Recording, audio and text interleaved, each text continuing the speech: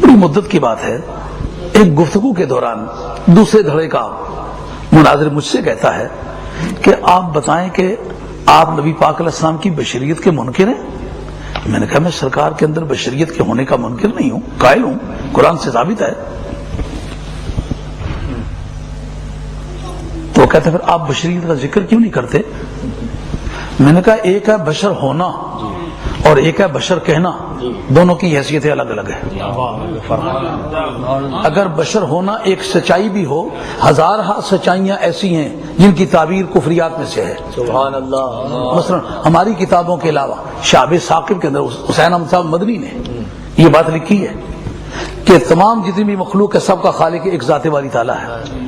سمجھانے کی غرض سے آپ کسی بھی جانور کا نام لے لیں، لیکن اس کا واضح کے طور پر، تقریر کے طور پر، بیان کے طور پر اس کا ذکر کرنا کفریات میں سے ہے۔ ادنا اور ذلیل جانوروں کا نام لے کے کہیں ان کا بھی اللہ خالق، ان کو بھی اللہ ہی نے پیدا کیا ہے، یہ از قسم کفریات ہے سچائی، مگر سچائی کی تعبیر از قسم کفریات ہے۔ عقائد کو پتہ چلے۔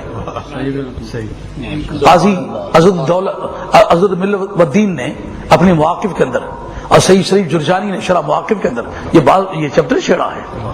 ہزارہ چیزیں ایسی ہیں سچائی مگر ان کا ذکر حرام ہے۔ مثلا جس عمل سے ہر آدمی پیدا ہوا ہے، اپنے والدین کے اس عمل کا وہ ذکر اپنی زبان سے کرے، ہے سچائی مگر ہے حرام۔ ایک وجہ تو یہ ہے۔ دوسرا یہ کہ میں نے ساری بشریت کی تاریخ جو قرآن مجید نے بیان کی ہے اس نے بتلایا اس کا ذکر یا ذات باری نے کیا ہے، وہ خدا ہے، اس کا حق بنتا ہے کرے۔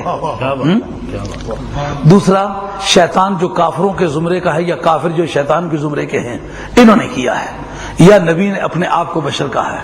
چوتھی شخصیت قرآن میں نہیں ملتی جس نے نبی کو بشر کہا ہو۔ اب اللہ تو آپ ہو نہیں سکتے، اللہ تو ایک ہی ہے، اس لیے اس جہت سے بھی آپ کے لیے یہ بات ممکن نہ ہوئی۔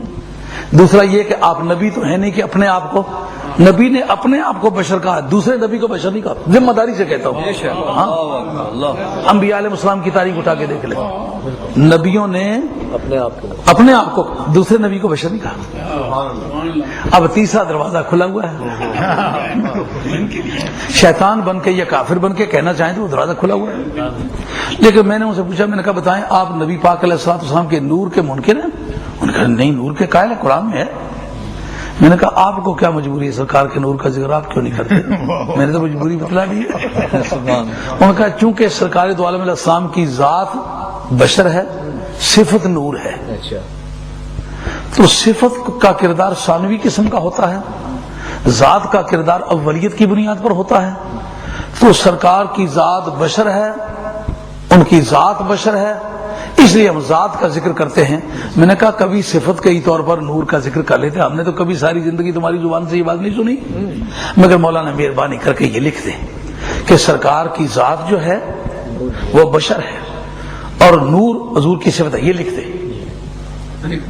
اب لکھنے میں تردد تو تھوڑا سا کیا، میں نے کہا یہ سارے آدمی جتنے بیٹھے ہو سب نے سن لیا کہ نہیں سنا؟ سن لیا۔ میں نے کہا لکھنے میں کیا آ گیا؟ اگر آپ کا یہ بنیادی عقیدہ ہے، آپ کے ملت کے رہنماؤں کا عقیدہ ہے، تو پھر لکھنے میں کیا مذائقہ ہے؟ میں جو بات کر رہا ہوں میں لکھ دیتا ہوں، میری کوئی بات گزری آپ کہیں لکھ دیتا ہوں، آپ لکھیں کیوں نہیں؟ اگر نہیں لکھیں گے بات آگے نہیں چلے گی۔ لکھ دیا انہوں نے۔ میں نے کہا مولانا یہ قیامت تک آپ کے ہار کی یادگار رہے گی۔ انہوں نے کہا وہ کیسے؟ میں نے کہا مجھے یہ بات بتلائیں کہ آج تک آپ کے پاس فلسفے کی جتنی کتابیں ہیں، آپ کے پاس عقائد کی جتنی کتابیں ہیں، یہ باتیں بتلائیں گی کہ نہیں بتلائیں گی کہ خارج میں ذات کا وجود مقدم ہوتا ہے، صفت کا وجود مؤخر ہوتا ہے۔ اب نور کی تاریخ بھی دیکھ لیں گے اور صفت کی جو بشر کی تاریخ بھی دیکھ لیں گے۔ جو پہلے بنا ہے وہ ذات ہوگا، جو پیچھے بنا ہے وہ صفت ہوگا۔ میں نے کہا اول ما خلق اللہ نوری، میں نے کہا یہ حدیث ضعیف ہے۔ میں نے کہا اگر لفظاً یہ ضعیف بھی ہو تو معنی مرفوع ہے۔ شعب ثاقب کے اندر یہ بات حسین احمد مدنی صاحب نے بھی لکھی ہے، اور اشرف علی تھانوی صاحب نے نشر الطیب کے اندر بھی لکھی ہے۔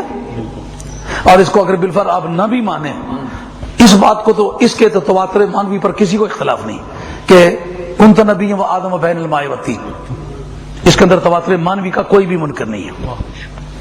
تو یہ ماننا پڑے گا نا کہ جو آدم علیہ السلام بنے اس وقت یہ پہلے نبی تھے. اس پر علامہ زرقانی نے بحث کی ہے. وہ کہتے ہیں نبوت ایک وصف ہوتا ہے, نبوت وصف ہو کر قائم, وصف کو کس سے قائم ہونے کی عادت ہے؟ ذات کے ساتھ قائم ہونے کی عادت ہے. ذات کیا ماننی پڑے گی؟ ان کا ذات نور مانے کہ تو نبوت کا وجود مانا جائے گا, نہیں تو آپ نے نبوت کا انکار کیا. تو جب بشر پہلا جو بشر تھا وہ ان کی آنکھوں کے سامنے بنا. اب سرکار کی ذات کے بارے میں آپ کچھ رائے رکھیں لیکن یہ تو ماننا پڑے گا کہ بشریت بطور وصف کے سرکار میں پائی جاتی ہے. یہ ہے فرق.